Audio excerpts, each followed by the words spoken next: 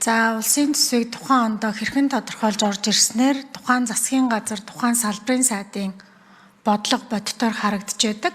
За манай засгийн газрын хувьд бол 2026-ыг боловсролын жил болгож зарласан. За мөн засгийн газрын хамгийн том мега төсөл бол одоо хүний хөгжлөө гэж тодорхойлсон. За гэтэл төсөв анханасаа тодорхойлогдож орж ирэхдээ багш эмч нарын асуудлыг огт яриаггүй орж ирсэн, огт тодорхойлоогүй орж ирсэн. За тэгээд одоо гал унтраах байдлаар 7 хоног 2-7 хоногийн өмнөөс багш нар, эмч нар жагсаал цуглаан хийсэн учраас 10-20% нэмье гэдэг ийм саналыг гаргаж ирсэн. За бид бүхэн мэдж байгаа 3 талт хэлцээрийг засгийн газар үйлдвэрчний хэлэлтэд хийх ёстой. За нэгдүгээр асуулт, яагаад энэ хэлэлцээр засгийн газрын төсөв тодорхойлогдохоос өмнө хийгдэж орж ирээгүй вэ? За одоо ингээд төрийн албан агч нараас бас асуухад яг үнэндээ төсвийн бодлогыг тодорхойлж байгаа хүмүүс биш, олгогдсон цар хүрээндээ л ажиллаа хийж байгаа. Тэгэхээр энэ дээр бол бас яг бодиттой асуултанд хариулт тавна гэж харахгүй байна. За хоёрдугаарт одоо төсвийн цалин хөлсөө нэмэгдүүлэгээ багш нараас юу ирж байгаа? Одоо ийм мессежүүд ирж байна. Өнөөдрийн байдлаар надад цагт 100 мессеж ирж байна. За эндээс ингээд уншаад танилцуулахад бол ерөөсөө л 3.5 сая төгрөгийн цалин хүргэж өгөөч ээ. Өнөөдрийн оруулж ирж байгаа нэмэгдэлчин бол хүрэхгүй байна гэдэг ийм зүйл гарч ирж байна. За ингээд энэ хэлж байгаагаар нь 2 дахин нэмэгдүүлэхэд миний одоо тооцоолоор 3-4 их найд төгрөг хэрэгтэй. За та нарын нэмэгдлийг бол хүлээж авахгүй гэж байна. За манай байнгын орооны дарга бол сайд нарынхаа багцаас 10%-аар бууруулад нэмнэ гэдэг шийдэл байна улсын хурал дээр гэдгээ хэлсэн. За гэтэл эхнээсээ сайд нар нь ингэж бууруулах юм бол бид нар ажлаа хэрэгжүүлж чадахгүй гэдгээ хэлээд эхэлсэн. За тэгэхээр би 2 асуулт байгаагаа асууя. Нэгдүгээрт энэ хилээд байгаа хөтөлбөр арга хэмжээнээс 10% бууруулахад хэдэн төгрөгийн цалин нэмэгдүүлж болох гээд байгаа юм бэ? Багш эмчнэрийн цалин дээр хэдэн төгрөг яг нэмэгдэх гээд байгаа юм. За одоо энэ хүсээд байгаа хэмжээнд 3.5 сая төгрөг болгоход биднэрт ямар нөөц бололцоо байгаа юм бэ? Энүүнийг хэлж өгөөч ээ.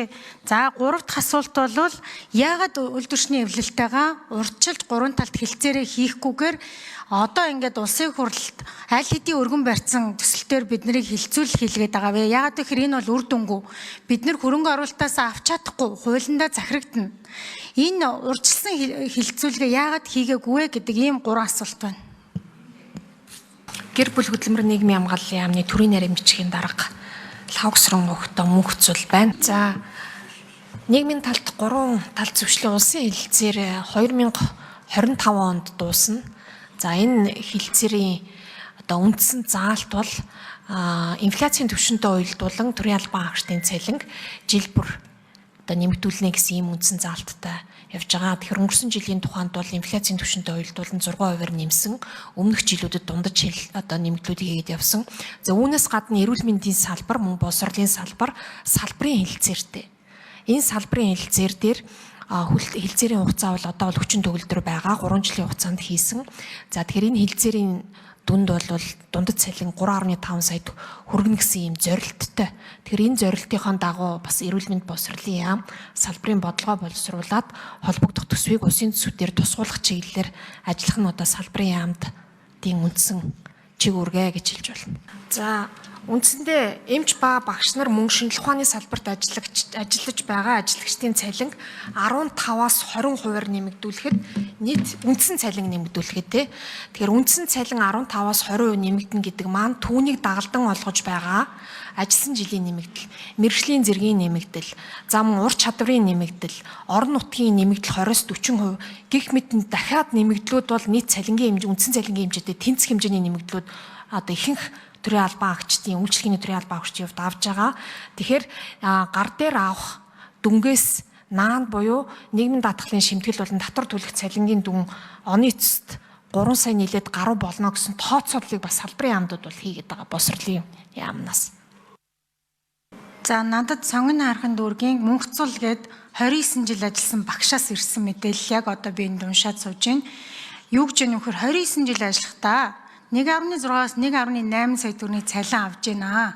Одоо таны хэлээд байгаа олон жилийн нэмэгдэл, урамшуулал одоо юу байдیں бүгдийг нэмээд ингээ авч яана гэдэг чинь энэ хүмүүс цалингаа 2 дахин нэмэгдүүлээ гэж хэлээд байгаа байхгүй юу? Тэгэхээр би одоо сангийн яамнасаа бас асууя.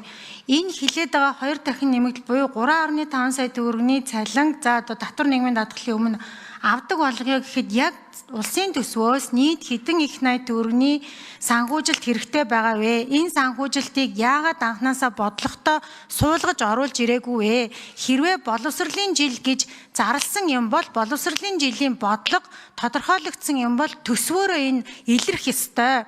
Тэгэхээр салбарын сайд болон сангийн сайд бодлоготой хэрхэн энийг тусгаж оруулж ирсэн бэ? За гишүүний асуултанд нэмэлтээр хариулъя. Боловсролын яам бачиргал. Тэгэхээр боловсролын салбарын хувьд бол одоо авж байгаа цалин тооцоолол нийт цалингийн сан бол 2.8 их найд байна. За тэгэхээр яг яригадаад байгаа үндсэн цалинг 3.5 сая төгрөг болгоход дагаад бас үн дээр үндэслээд бусад нэмэгдлүүд нь тооцохдод ингээд 3.3 их найд шаардлагатай буюу нийт боловсролын салбарын цалингийн багц 6.1 их найд шаардлагатай гэсэн тооцоолол байдаг. За таны асуусанчлан одоо гар дээр олгуул зохих цалинг 3.5 сая төгрөг болгуул гэж сая бас гишүүдийн асуултанд хариулж явах үед бас хэлсэн. Үндсэндээ бол энэ 20% нэмэгдлийн тооцооллоор бол гар дээр үндсэндээ бол гар дээр биш одоо олгуул зохих цалин бол 3.1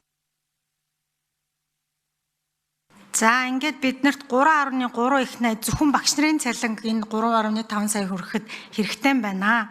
Миний гол одоо тавиад байгаа асуудал бол улсын их хурлын хашаа давуулаад шийдсэн аль хэдийн өргөн барьсан зүйлийг чинь бид нар хуулиндаа зарагдаад хөрөнгө оруулалтаас урсгал зардал руу оруулна ч юм уу ийм зүйл бол байхгүй.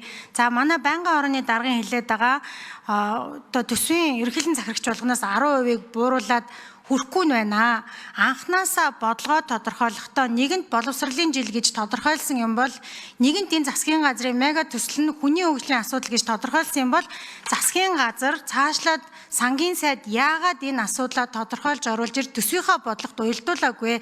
Энэ бол хуурцсан төсөв байна гэж үзэх гэдэг нь шүү дээ. Бодлого нь өөр юм яриад төсвийн бодлого нь шал өөр гарч ирж байна. Тэгэхээр энэ хоёр чинь хоорондоо огт нийцэхгүй, ажил ам хоёр чинь нийцэхгүй юм төсөв оруулж ирчээд одоо их хурлыг зас гэж байгаа ч юм бол